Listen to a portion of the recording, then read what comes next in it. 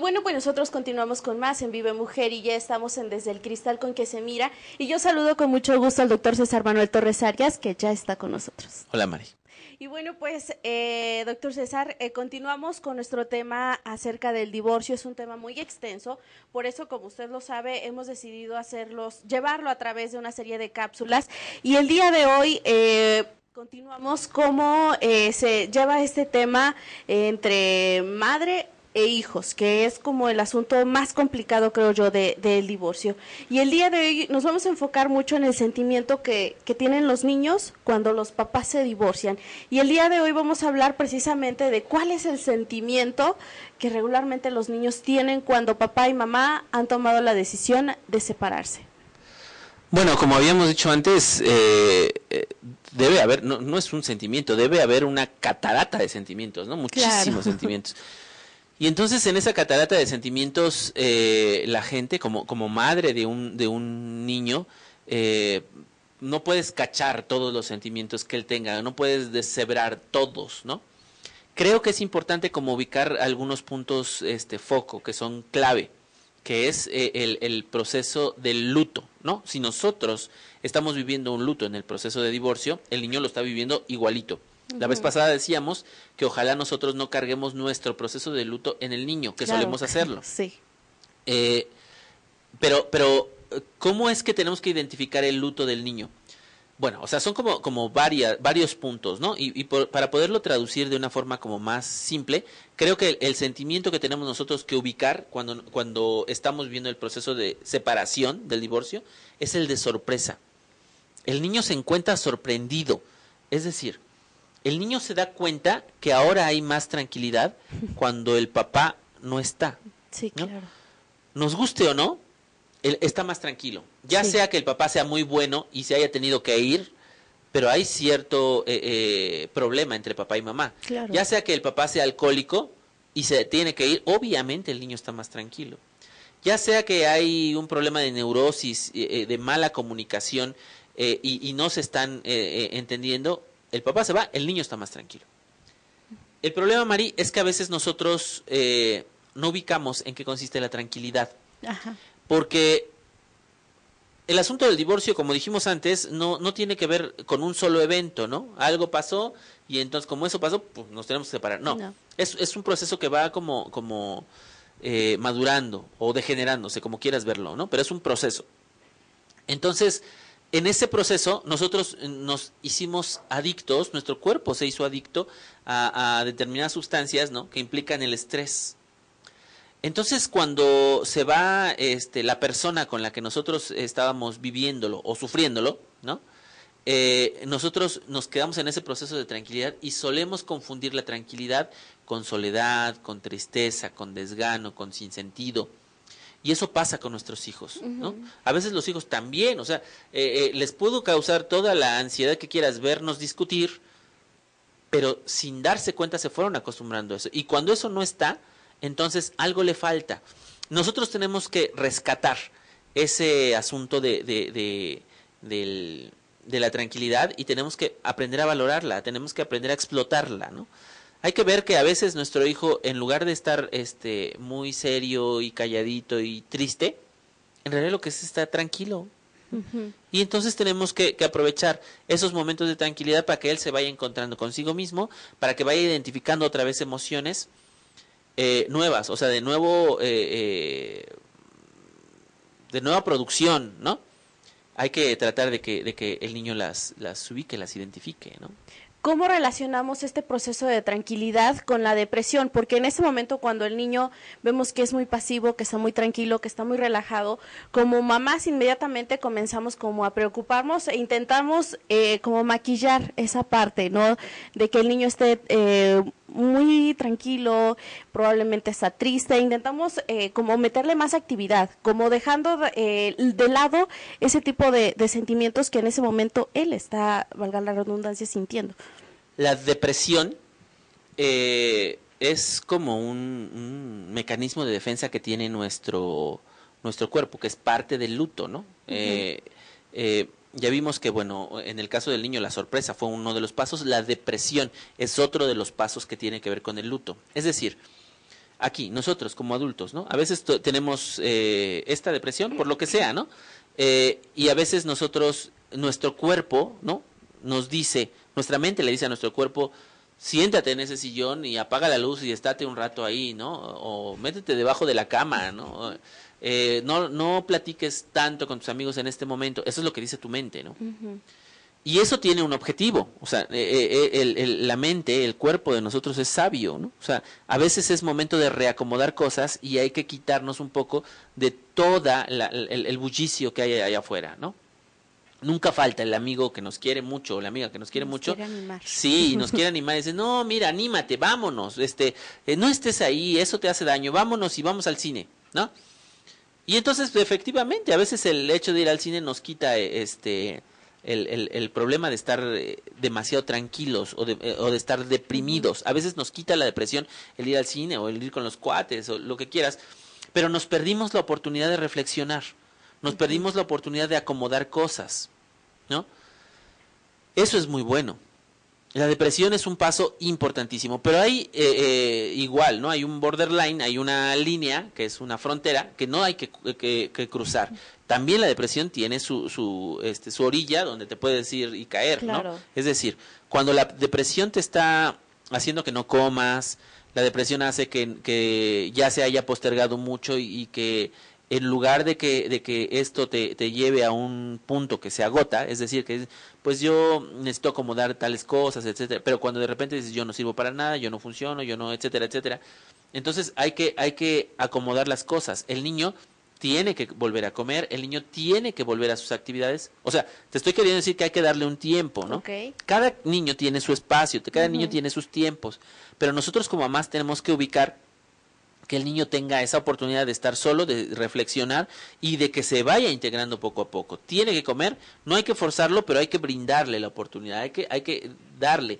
Y tenemos nosotros, como ya lo veremos quizás más adelante, tenemos que poner reglas, ¿no? O sea, de tal a tal hora se come, cuando no podemos comer, cuando nosotros tenemos problema para eso, hay que ubicarlo, ¿no? Y hay que poner las reglas para comer, hay que poner las reglas para ir a la escuela. Hay que poner actividades lúdicas, como que estén siempre, se ha dicho siempre, la gente que nos dedicamos a trabajar con las familias, sabemos que los niños tienen que tener actividades que les formen su disciplina, ¿no? O sea, que estén en un grupo de fútbol, de taekwondo, de ballet, de básquetbol, de algo que los vaya formando y que les vaya dando disciplina. Y siempre es importante que se vayan incorporando a eso poco a poco porque les ayuda a acomodar sentimientos.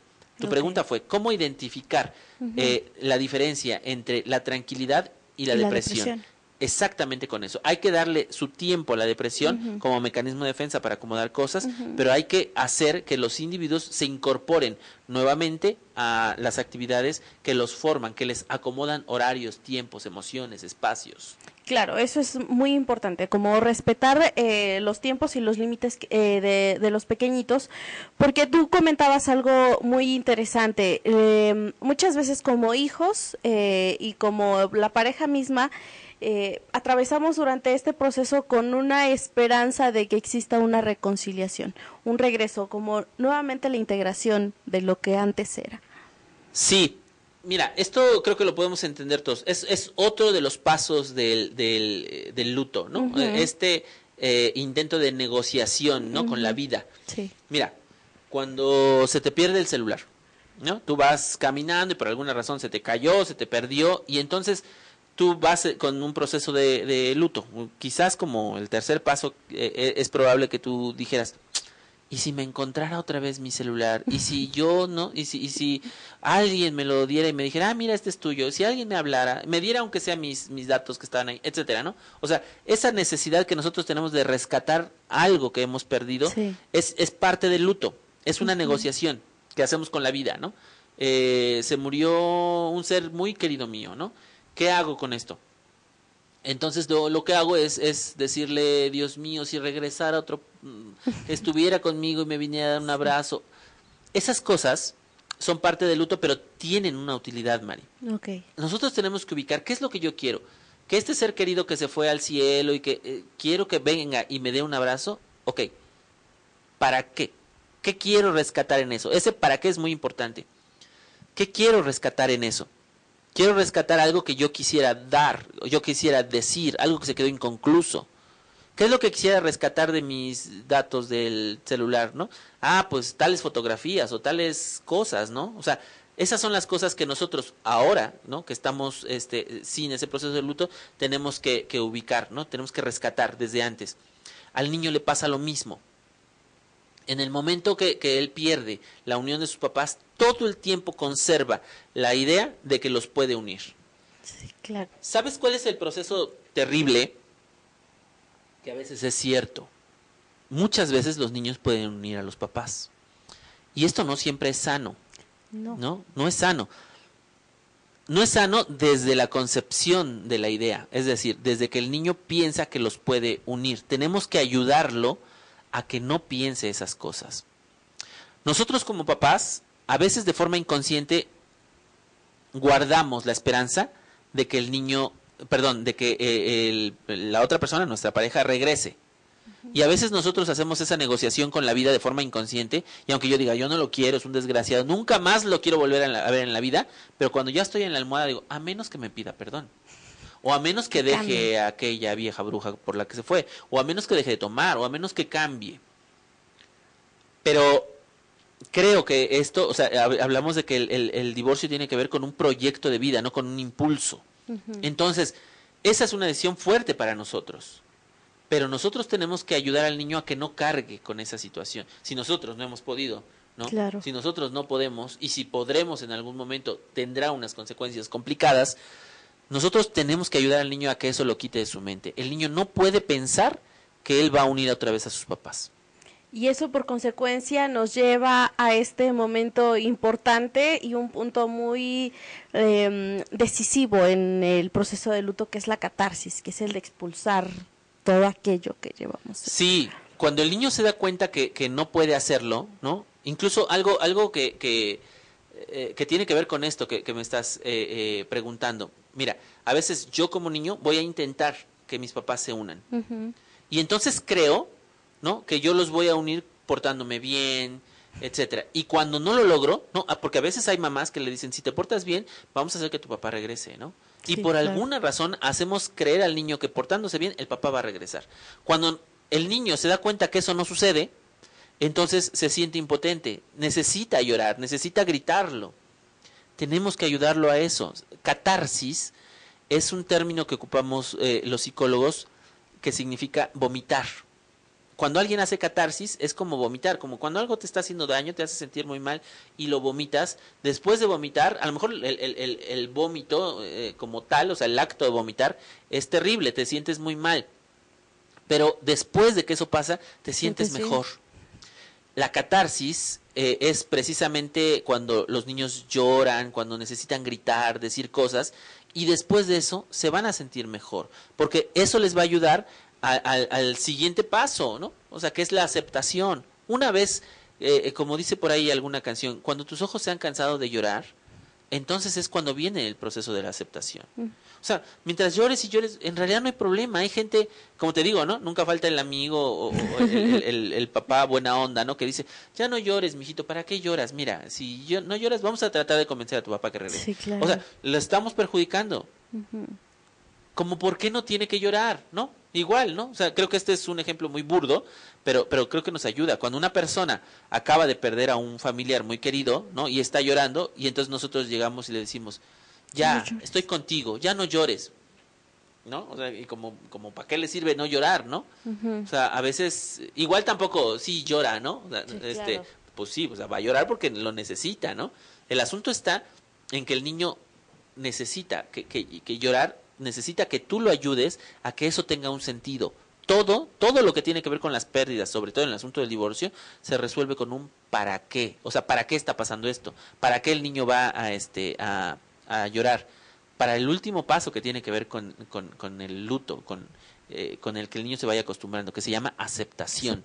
El niño, después de llorar, después de incorporarse, después de estar tranquilo, acepta. Mi papá se fue, mi mamá y mi papá están separados. Me duele, pero ya se fue, o sea, ya lo acepté, ya me cansé de llorar. Y entonces ahora que sigue, incorporarme, como dijimos antes, ¿no? Producir. Eso es como muy importante. eso hablamos de un proceso ideal de luto, pero ¿qué pasa? Y creo que eso es algo muy común.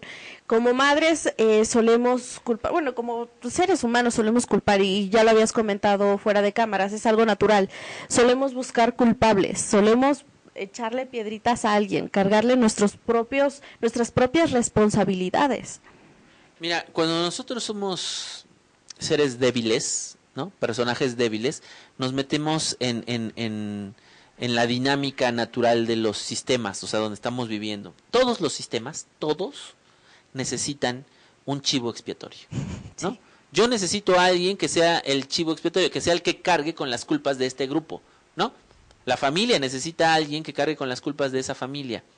Cuando dije esto de que somos seres débiles, es que a veces nos da como flojera aceptar nuestras propias responsabilidades, ¿no? Incluso hay religiones, ¿no?, que aceptan un chivo expiatorio que cargue con nuestros pecados, para que él pague por nuestros pecados. ¿Te imaginas qué terrible es eso? Sí. ¿No? Y entonces, como de repente somos débiles, nos gusta llevarnos por ese proceso, entonces, bueno, ya alguien pagó por mis pecados, ¿no? Porque yo me la quiero llevar tranquila.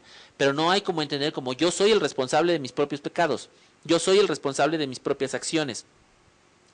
Entonces, de lo que se trata es de hacer que no haya responsables más que uno mismo. Cuando nosotros estamos en un proceso de divorcio, tenemos que dejar de ser seres débiles. Es decir, tenemos que ponernos el disfraz de luchador, ¿no? Y empezar a luchar por mis propias necesidades, por mi propia vida, por mi propio destino. Y eso se hace encontrando siempre la medida ideal de responder por mis propios errores. Entonces, culpar a los demás es un vicio que todos tenemos, sí, ¿no? Cuando nosotros nos divorciamos tenemos que romper ese vicio. Eso es difícil. Sí. Y no voy a hablar en este momento de cómo hacerlo, quizás lo hagamos en otra cápsula, pero lo que quiero decir es que al niño le pasa lo mismo. Sí, claro. El niño quiere decir, bueno, ¿quién tuvo la culpa? ¿Papá? ¿Mamá? ¿No? ¿Quién? ¿Él es borracho? ¿Ella es neurótica?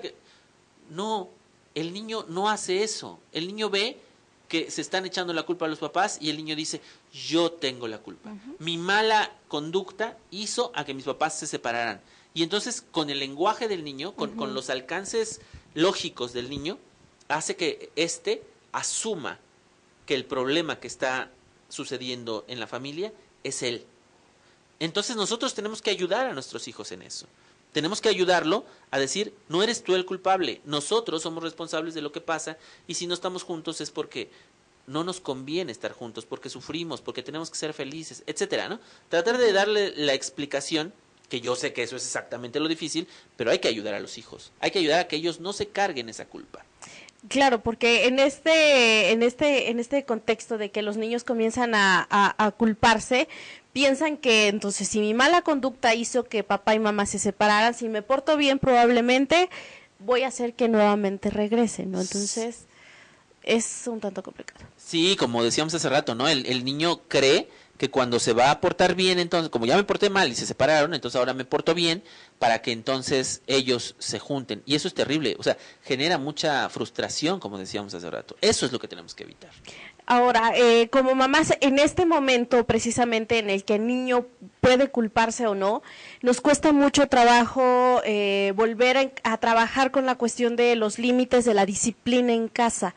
¿Cómo lo hacemos? Porque creo que a muchas mamás les ha pasado que como el niño está pasando por un momento difícil, soy muy permisiva, ¿no? Comienzo a pasar paso de alto muchos errores que el niño puede estar cometiendo, pero como está pasando por un mal momento, pues nos hacemos de la vista gorda. Sí, mira, cuando se da un proceso de divorcio, como dijimos, es todo un proceso y viene un detonante que implica que la gente se separe, se vaya.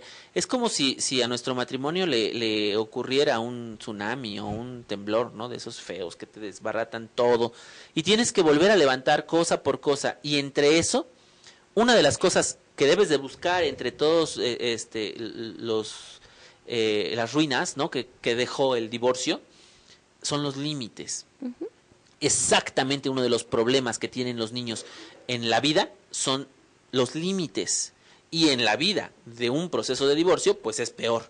Mira, lo primero que pasa es que que esto podemos tomarlo como una ventaja. Normalmente es una de las cosas que nosotros podemos explicarles a los hijos, que eso supongo que lo veremos en la próxima cápsula, donde una vez que hay un proceso de divorcio, el niño sale ganando, porque ya no nada más tiene un hogar, ahora tiene dos hogares, un papá y una mamá en otro hogar. Eso es una ventaja, que yo sé que suena doloroso mientras estás viviéndolo, pero el niño tiene que entenderlo, y el niño lo entiende perfecto, ¿eh? Sí. Esto, en lugar de ser una ventaja, si nosotros no lo aprovechamos, se convierte en una desventaja terrible. Sí. Es decir, yo, como mamá, con mis reglas, con mi hogar, tengo un sistema de moral, o sea, un sistema de reglas, pues. Y mi papá, y el papá de él, claro, o sea, con otro hogar tiene otro sistema de moral. Normalmente los niños pierden la brújula con respecto a las reglas y aprenden a manipular muy bien a los papás. A ti te manipulo con tus reglas y entonces cuando no me conviene algo me voy con las reglas de mi papá. Sí. Sin darse cuenta los papás se encuentran compitiendo. Y entonces le da el otro un satisfactor que hace que este niño viole las reglas de mamá. ¿Pero qué creen? Las reglas no son de mamá, las reglas son del niño mismo. Entonces, eso, lo que está violando el niño es sus propias reglas, su propia identidad, su propia formación. Y los papás no nos damos cuenta de eso. Mira, esto pasa en los niños pequeños, pasa muchísimo en los adolescentes. Sí, claro. Y pasa incluso en hijos adultos jóvenes, ¿no? Conozco gente que es hijo o hija de divorciados, que tiene 20, 22, y le pasa lo mismo. O sea, está jugando entre las reglas de unos y otros y está totalmente descontrolado o descontrolada esta persona que tiene 22, 20 años, 25, pon tú, ¿no? O sea, le pasa lo mismo cuando son muy dependientes del hogar, cuando son adultos inmaduros, ¿no? Como adolescentes. ¿No le va a pasar entonces a un niño? Por supuesto que les pasa. Entonces, es importante definir el asunto de las reglas. Y es ahí en donde nuevamente volvemos a lo mismo de la culpa, ¿no? Entre papá y mamá nuevamente va a volver esta lucha de poder, en el cual también se encuentran inmersos los hijos. Y vamos a ver que, pues en este sentido, llega una pérdida de control y hasta de tiempo. Sí, sí, claro. Hay que saber que siempre buscar culpables es perder el tiempo. Siempre, ¿no? Eso no nada más es en el proceso de luto, ¿no? Siempre, toda la vida, regresamos al asunto del celular, ¿no? O sea, cuando tú empiezas con tu celular, que ya lo perdiste, que no sé qué, buscar culpables te hace perder el tiempo de cómo es que tú podrías aprovechar para rescatar tus datos o para aceptar que ya los perdiste, ¿no? Pero el proceso de saber quién tuvo la culpa te hace tener un dolor importante en el alma, ¿no? Te hace hacer que no avances, que no crezcas, te hace siempre perder el tiempo. Por cierto, cuando tengan la posibilidad hay que ver un video que anda en internet que se llama ¿Quién se ha robado mi queso? ¿No? Que viene de un libro muy bueno, ¿no? Pero si de repente nos cuesta trabajo leer el libro, en 12 minutos podemos ver el contenido del libro, que tiene mucho que ver con esto, cómo explicárselo a los niños, cómo vivirlo nosotros, acerca de las culpas, ¿no? O sea, cómo es que podemos nosotros superar ese asunto. El video se llama ¿Quién se ha llevado mi queso? Así búsquenlo en YouTube, supongo, ¿no? Y lo van a encontrar. 12 minutos dura. Ahí está. Pues hay que poner mucha atención respecto a que buscar culpables nunca nos va a servir de absolutamente nada.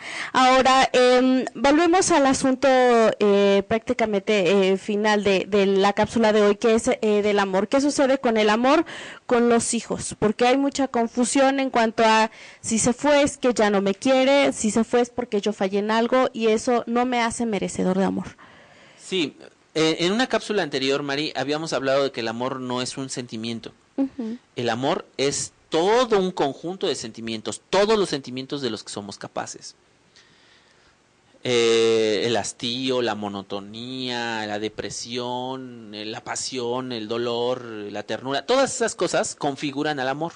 A veces nosotros creemos que el amor está en una esquina y el odio está en otra esquina y luchan entre ellos. No es así. El odio es parte del amor. Y esa vez que hablábamos de esto, dijimos que lo contrario del amor no es el odio, es el miedo, ¿no? Entonces, cuando pasa este asunto que tiene que ver con el divorcio, obviamente, quien está en tela de juicio es el amor, por supuesto, porque uno de los componentes fundamentales del amor es la cotidianidad. Y si nosotros entonces vamos a romper la cotidianidad, lo que está en tela de juicio es el amor. Y el amor normalmente, en el caso de nosotros como adultos, pero imagínate, más en el caso de los niños, el amor es como el pegamento más importante para configurar tu imagen de ti mismo, lo que quieres de la vida, hacia dónde vas. Entonces, si yo como mamá todo el tiempo estoy diciendo tu padre no nos quiere, tu padre se fue, tu padre prefirió a una vieja lagartona allá, entonces el niño cree que no lo aman a él, ¿no? Y que por eso el papá se fue, por eso el papá es malo, o sea, tiene que ver con que el papá sea malo, con que el papá tiene la culpa y se va, y entonces eso hace que él no me ame, y por lo tanto entonces, quién sabe si cuando yo crezca alguien me va a amar, porque si mi papá no fue capaz de amarme, pues entonces a lo mejor un hombre en el futuro o una niña en el futuro no me va a amar a mí, ¿no? Entonces hay mucha confusión con el amor, por supuesto, con el proceso del divorcio. Claro, porque comenzamos a tomar estas ideas de que probablemente yo tengo algo malo, yo no soy perfecto y no merezco amor. Ese es como el primer punto, ¿no? De las dudas que me genera el amor, ¿no? Mi papá se fue, mi papá no me quiere, o mi mamá, ¿no? O sea, o mis papás no me quieren, eso es porque yo ando mal, algo hay mal en mí, porque soy gordito, porque soy morenito, porque soy, porque no se me peinan bien mis cabellos como mi mamá me decía normalmente, o porque no me porté bien, porque yo no lavo bien, etcétera. Algo no estoy haciendo bien yo y por eso no me aman. En eso hay que ayudar a los hijos. Hay que ayudarles a sentir que es mentira que no se le ama. O bien que si por alguna razón se está bloqueado el amor para con su persona, no tiene que ver con las cosas que él hace o que él es. Es por algo que está pasando afuera, no por algo que él deba o que él tenga que entender. Nos vamos ahora del otro lado del cristal, ¿no? Que ahora, bueno, ok, si yo entiendo que no puedo ser perfecto y si ahora entiendo que admito mis errores, admito aquellas cosas que no son buenas en mí, eso va a hacer que mi papá no me quiera. O sea, si yo admito como hijo que soy irresponsable, que soy indisciplinado, o como papá lo decías, ¿no? Admitir que soy alcohólico, admitir que soy violento, va a hacer que ellos no me quieran. Es una muy buena pregunta, Mari, porque a veces nosotros, no, como adultos y como hijos de padres divorciados, nosotros decimos, ¿será que mi papá porque es imperfecto, porque toma, porque es violento, porque no debo de amarlo? ¿No? O sea, no, nosotros como mamás tenemos que ayudar a nuestros hijos a amarnos, amar a su padre, amar a quien haya que amar, con todo y sus defectos, ¿no? Porque una persona perfecta no es la que no tiene defectos. Una persona perfecta es la que está equilibrada entre sus defectos y sus virtudes. Esa es la persona perfecta, ¿no? La persona que no tiene defectos seguramente no existe. Y si nosotros la vemos, tenemos problema en el cristal con que la estamos mirando, ¿no? Porque eso es obvio, es lógico. La persona existe con todos sus defectos. Entonces, es ilógico pensar que una persona es imperfecta porque tiene defectos, ¿no? Nosotros cuando amamos a alguien, la amamos con todos sus defectos. Repito la idea. Una persona es perfecta cuando está equilibrada sus defectos con sus virtudes. Y el niño tiene que entender que sus papás son amables, o sea, dignos de amor, ¿no? Aún con sus defectos. No porque tenga defectos, no porque mi papá sea alcohólico, no porque mi papá tenga algún problema, entonces lo voy a dejar de amar. Entonces tenemos que ayudarle a los hijos a entender eso. Pero también tenemos nosotros que aprender a identificar nuestros defectos. Yo tengo un problema de neurosis. Tengo un problema porque no puedo controlar mi carácter. Tengo un problema porque no puedo controlar esta tristeza que me embarga, porque me siento que fracasé, porque siento lo que tú quieras, lo que quieras sentir. Explícalo. Acéptalo. Tu hijo te va a querer más. Porque esto que te acabo de decir del equilibrio, del amor que tiene que ver con el equilibrio entre los defectos y las virtudes, el niño ya lo sabe desde pequeño. Eso como que todos lo traemos. Cuando el niño te acepta, cuando tú aceptas tus defectos y lo planteas, yo tengo estos defectos que a veces voy a poder superar, a veces voy a poder controlar, a veces no. Cuando el niño te entiende con eso, te ama igual y te ama un poco más si tú lo aceptas. Claro. Porque el hecho de intentar ocultarlo es es un esfuerzo que a veces te sobrepasa, y a veces nosotros nos damos cuenta, como el borracho, cuando no quiere que se dé cuenta que está borracho, se vuelve en un personaje muy chistoso, por cierto, digno de risa y a veces de burla por parte de los que estamos juntos, ¿no? Entonces el que está borracho dice, no estoy borracho, y hace determinadas cosas que nos resultan muy chistosas. Todos nos damos cuenta que está borracho, pero él está luchando porque no se dé cuenta. Igualito nos pasa cuando tenemos problemas de carácter, cuando tenemos algún otro defecto. Intentamos hacer que no, y eso sella nuestra característica de vida. Entonces siempre es importante identificarlo, y el niño lo sabe. El niño puede trabajar con eso. Ahora vamos con la parte de que en una mala acción, en alguno de estos defectos, como mamás, viene la parte de los correctivos, del regaño. ¿Qué pasa cuando como papás corregimos y regañamos a los hijos y ellos en este proceso de que les cae el 20 del divorcio, bueno, pues no lo lleguen a confundir con que no es que no los amen, es un correctivo, pero nada tiene que ver con la falta del amor? Claro, es como lo que decíamos de los límites, ¿no? En el momento que estoy poniendo límites, obviamente hay que decirle al niño que hay cosas que están bien que haga y hay cosas que está bien. Si va a barrer o va a lavar el baño y lo está haciendo mal, tenemos que decirle esto lo estás haciendo mal o esto lo estás haciendo bien. En el momento que tú dices eso, tienes que saber que aplicar un correctivo implica decirle al niño esto está mal hecho. Y hay que decirle, hay que regañarlo con respecto a lo que él hizo mal, no con respecto a su persona.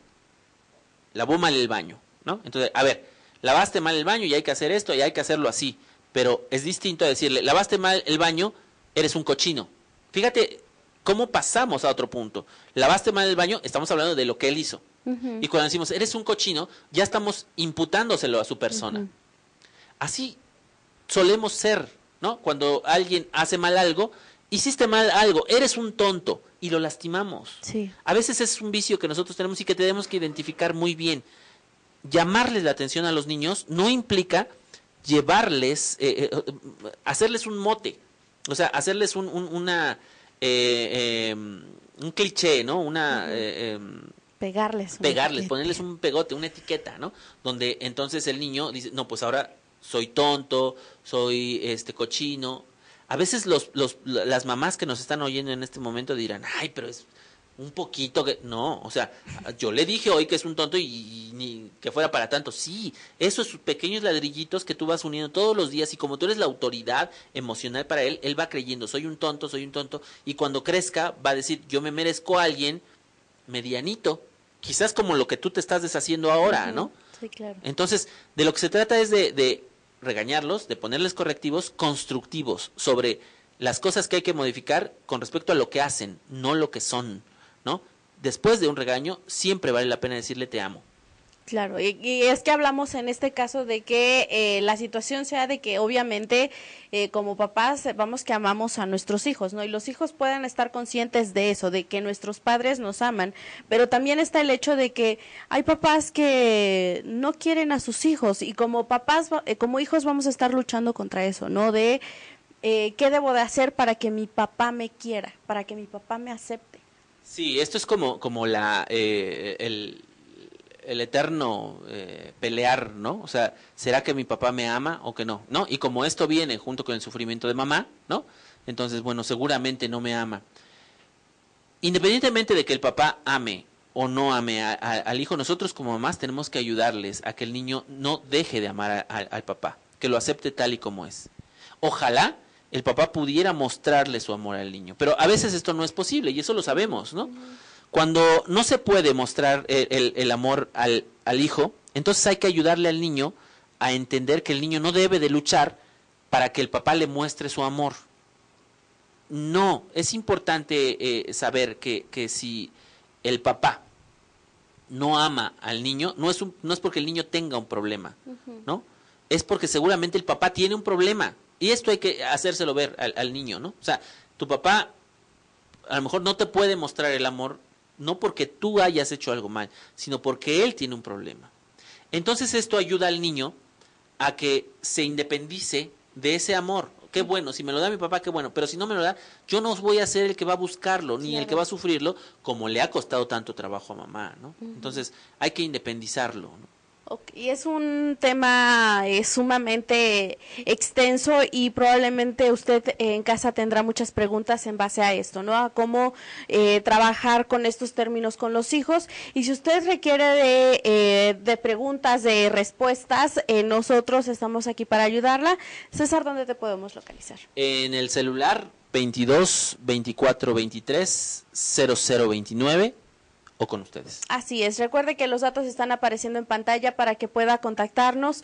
Estamos hablando de divorcio, así que queremos escucharla, queremos saber qué es lo que piensa, cómo ha sobrellevado este proceso. Es importante para nosotros atenderla, así que le invito a que nos contacte, a que nos escriba, para que nosotros podamos tomar sus preguntas y bueno, pues el doctor César Manuel nos ayude a responderlas. Así que muchísimas gracias. Gracias a ti, Mari. Nosotros nos damos un corte y regresamos.